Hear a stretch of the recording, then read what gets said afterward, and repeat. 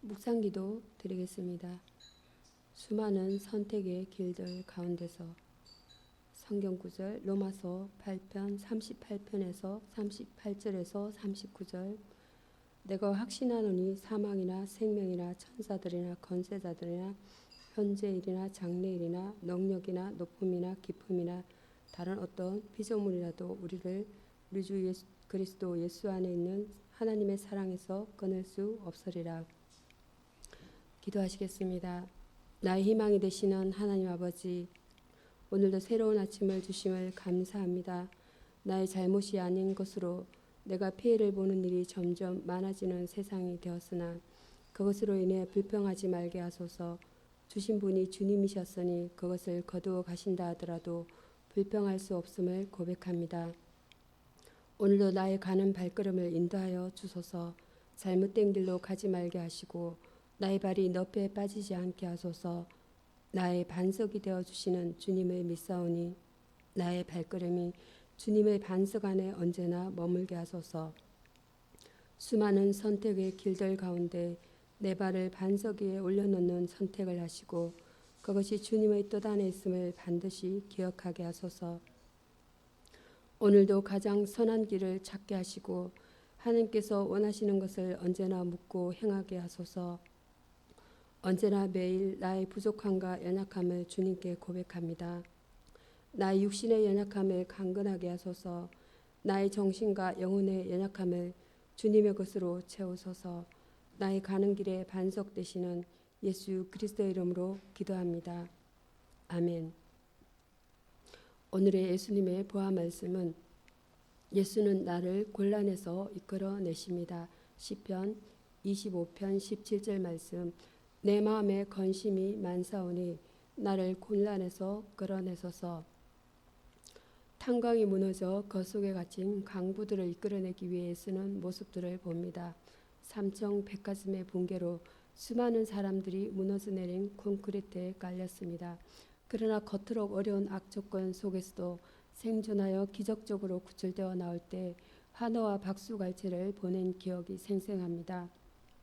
가족들이 구조대원에게 눈물로 감사하는 모습들도 보았습니다. 예수는 구조대원이십니다. 119 구조대원보다 119배 이상으로 능력이 많고 특수요원보다 더 특수한 신비한 능력으로 나를 곤란에서 이끌어내십니다.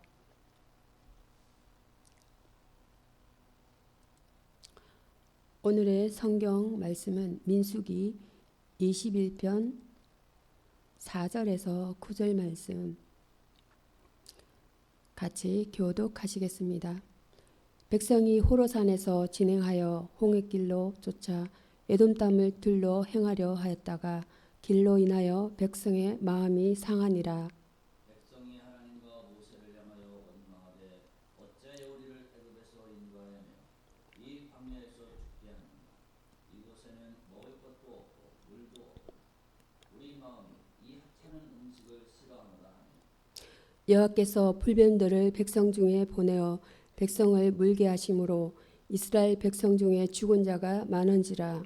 백성이 모세에게 이르러 말하되 우리가 여호와와 당신을 향하여 원망함으로 범죄하였사오니 여호와께 기도하여 이 뱀들을 우리에게서 떠나게 하소서.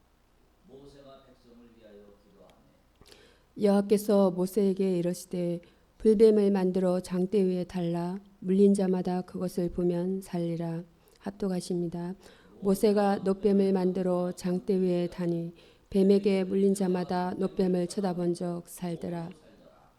아멘. 오늘의 성경 본문 말씀은 민수기 21편입니다. 21편 1절에서 9절 말씀, 놋뱀의 의미라는 본문 내용으로 은혜를 나눠보고자 합니다. 이스라엘 백성은 선민이었지만 대대로 많은 잘못을 저질렀습니다.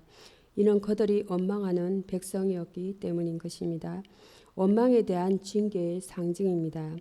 원망으로 인해 하나님께서는 이스라엘 백성들에게 불뱀을 보내주셨습니다.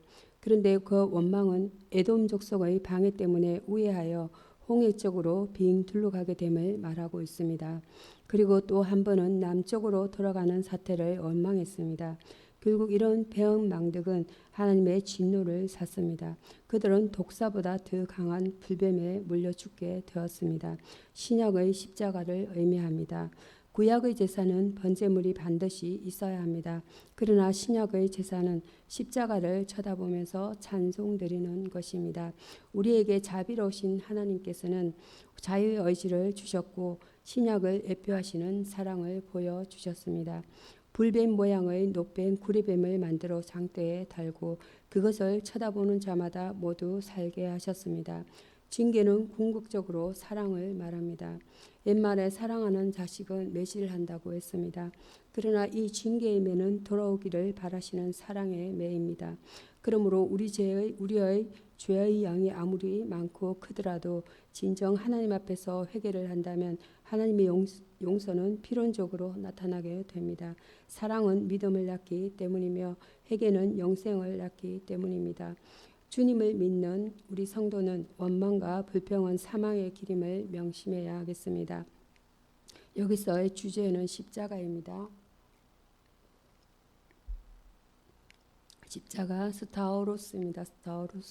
스타우로스입니다. 고통을 수반하는 사형의 형틀로서 그리스도의 고난과 그의 대속으로 특별한 상징적인 의미를 지닙니다. 십자가의 고난은 예수님을 따르는 자라면 마땅히 받아들여야 할 자기 부인을 상징합니다.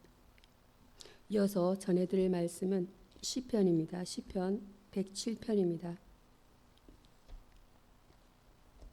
시편 107편 보겠습니다.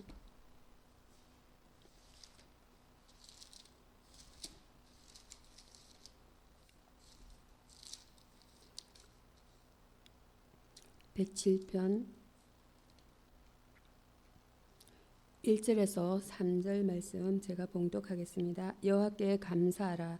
그는 선하시며 그 인자하심이 영원함이로다.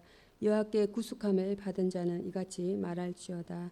여호와께서 대적의 손에서 저희를 구속하사 동서남북 각 지방에서 모으셨다다. 성경 말씀 107편 1절에서 9절입니다. 고난의 삶이란 본문 내용으로 은혜 나누겠습니다. 아담 이후의 모든 인생은 남에서부터 죄와 그 오명 때문에 고난의 삶에서 허덕입니다. 인생은 광야의 나그네와 같습니다. 본문에서 광야의 나그네 같은 삶 속에서 오는 고통을 말하고 있습니다. 그들은 길도 없고 안내자도 없고 거할 곳도 찾지 못한 채 줄이고 목마름으로 지친 모습입니다. 이 경험을 누가 했는가입니다. 이스라엘 민족이 40년의 광야 생활에서와 바벨론 포로의 귀환길에서 경험하고 있습니다. 하나님을 떠난 사람은 누구나 경험하는 고통입니다. 이 광야의 나그네 길에서도 도와주셨습니다. 그것은 건심 중에 여호와께 부르짖음에 밖에 없다. 왜냐하면 고난과 고통에서 건져 주실 분은 오직 여호와 한 분, 하나님 한 분밖에는 없기 때문입니다. 여호와께 부르짖는 자는 고통 중에서 건져 주시고 바른 길로 인도하시사 그할 승에 이르게 하시기 때문입니다. 하나님을 부르짖을 때 응답하신다고 약속하셨습니다. 이 약속을 믿고 의지하는 자가 복이 있습니다. 그들은 여호와의 인자하심과 인생에게 행하신 기이한 일을 경험하게 될 것입니다. 8절입니다. 하나님은 그러한 줄인 영혼에게 좋은 것으로 채워주실 것입니다. 하나님께서는 한번 약속하신 것에 대해서는 결코 변치 않으시고 지키시는 분이십니다. 그 약속을 믿고 의지하는 자에게 약속된 복을 허락하십니다. 우리가 가지는 고통은 우리에게서 비롯되었지만 하나님께서는 해결받을 수 있습니다. 여기서의 주제어는 인생입니다. Man's life human입니다. 목숨을 가진 사람의 존재, 사람이 이 세상에 살아있는 동안을 뜻합니다. 창조주 하나님께서는 피조물인 인간을 생사하고 곧 인생 전세를 주관하고 계십니다. 이어서 전해드릴 말씀 107편 17절에서 22절까지 합독하십니다. 107편 17절입니다. 합독하시겠습니다. 미련한 자는 저희 번거와 저학의 연고로 곤란을 당하며 저희 혼이 각종 식물을 싫어하여 사망의 문에 가깝도다. 이에 저희가 그 건심 중에서 여호와께 부르짖음에 그 고통에서 구원하시되 저가 그 말씀을 보내어 저희를 고치사 위경에서 건지시는도다. 여호와의 인자하심과 인생에게 행하신 기이한 일을 인하여 그를 찬송할지로다. 감사제를 드리며 노래하여 그 행사를 선포할지로다. 아멘. 시편 107편 17절에서 22절 말씀은 고난의 삶, 이어서 고난의 삶이란 내용이 되겠습니다. 본문은 회개의 기회를 허락한 하나님의 사명을 멸시한 자의 결과와 치유 방법을 교훈합니다. 육체의 질병의 원인은 무엇입니까? 본문에서 병의 원인이 죄악을 연구했음을 언급하고 있습니다. 17절입니다. 즉 미련함이 죄악의 원인이 되었고 결국 그 악함이 병을 일으키고 있습니다.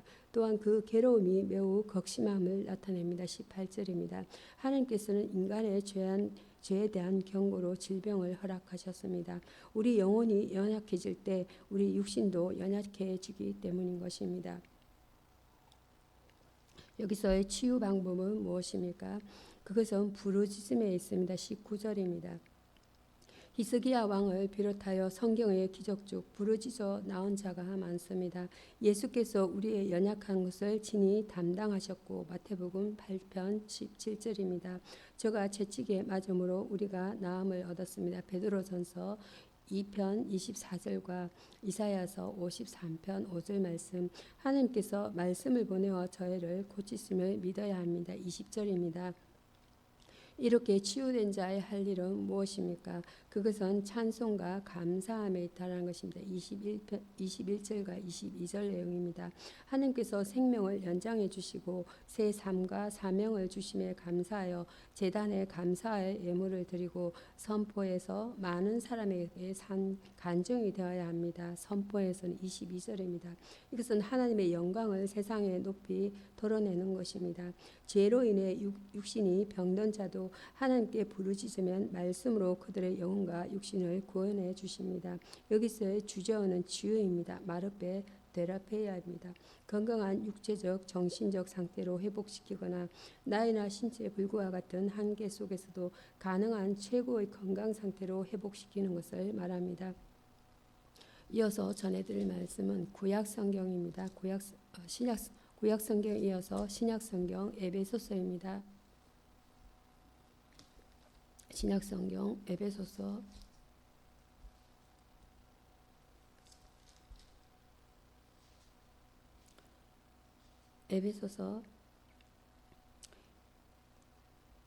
에베소서 2편입니다. 2장입니다. 2장 1절에서 10절까지 교독하시겠습니다. 너의 허물과 죄로 죽었던 너희를 살리셨도다. 그때 너희는 그 가운데서 행하여 이 세상 풍조를 따르고 공중의 권세 잡은 자를 따랐으니 곧 지금 불순종의 아들들 가운데서 역사하는 영이라.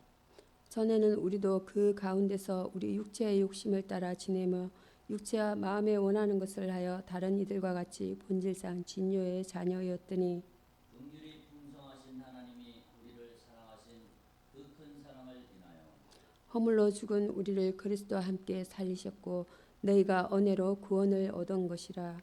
또 함께 일으키사 그리스도 예수 안에서 함께 하늘에 앉히시니 이는 그리스도 예수 안에서 우리에게 자비하심으로써 그 은혜의 지극히 풍성함을 오는 여러 세대에 나타내려 하심이니라.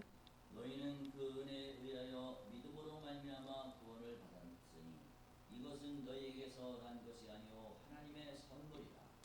행위에서 난 것이 아니니 이는 누구든지 자랑치 못하게 함이니라. 우리는 그의 만드신 바라 그리스도 예수 안에서 선한 일을 위하여 지으심을 받은 자니 이 일은 하나님이 전에 예비하사 우리로 그 가운데서 행하게 하려 하심이니라. 아멘. 에베소서 2편 1절에서 10절 죽음과 생명이란 본문 내용으로 은혜를 나눠보겠습니다.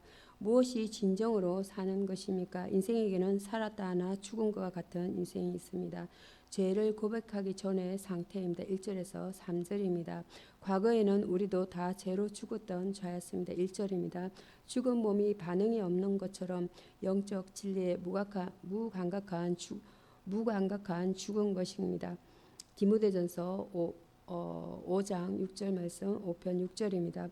우리는 불순종했으며 2절에서 3절이 되겠습니다. 마귀의 거짓을 따르며 타락한 육체의 지배를 받았습니다. 요한복음 8편 23절과 시편 51편 5절 말씀입니다. 따라서 우리는 본질적으로 하나님의 진노를 받도록 운명된 존재였었습니다. 요한복음 3편 18절입니다. 하나님부터 온 구원 행동입니다. 4절에서 7절입니다. 하나님은 우리를 사랑하셨습니다. 4절입니다. 그분은 사랑의 확정으로 십자가에서 생명까지 주셨습니다. 로마서 5편 8절과 요한복음 3편 15절 우리를 살리셨습니다. 5절 말씀 되겠습니다. 우리를 일으키사 하늘에 앉게 하셨습니다. 6절입니다. 이렇게 한 것은 예수 안에서 베푸신 하나님 은혜의 풍성함과 우리에게 생명을 주신 자비를 후 세대에 나타내려 하심입니다. 7절입니다. 선행을 위한 하나님의 작품이다. 8절에서 10절 말씀. 구원은 하나님이 값없이 은혜로 주신 순수한 선물로서 우리가 기꺼이 받아들이도록 우리 손에 믿음을 주셨습니다.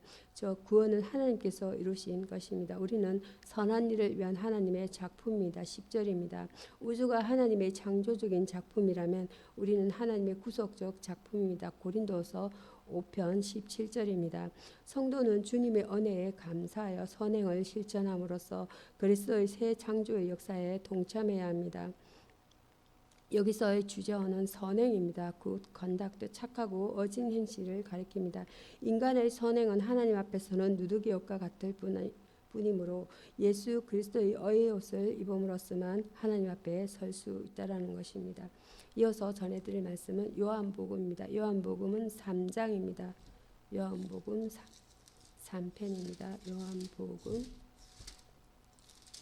요한복음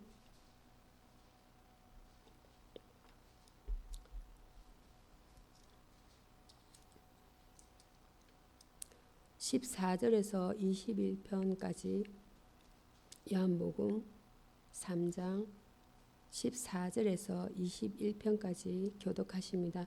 모세가 광야에서 뱀을 던 것 같이 인자도 덜려야 하리니 이는 그를 믿는 자마다 영생을 얻게 하려 하십니다. 하나님이 세상을 이처럼 사랑하사 독생자를 주셨으니 이는 저를 믿는 자마다 멸망치 않고 영생을 얻게 하려 하심이니라. 하나님이 그 아들을 세상에 보내신 것은 세상을 심판하려 하시며 그로 말미암아 세상이 구원을 받게 하려 하심이라. 저를 믿는 자는 심판을 받지 아니하는 것이요 믿지 아니하는 자는 하나님의 독생자의 이름을 믿지 아니하므로 벌써 심판을 받은 것이니라. 그 정죄는 이것이니 곧 빛이 세상에 왔을 때 사람들이 자기 행위가 악함으로 빛보다 어둠을 더 사랑하는 것이니라.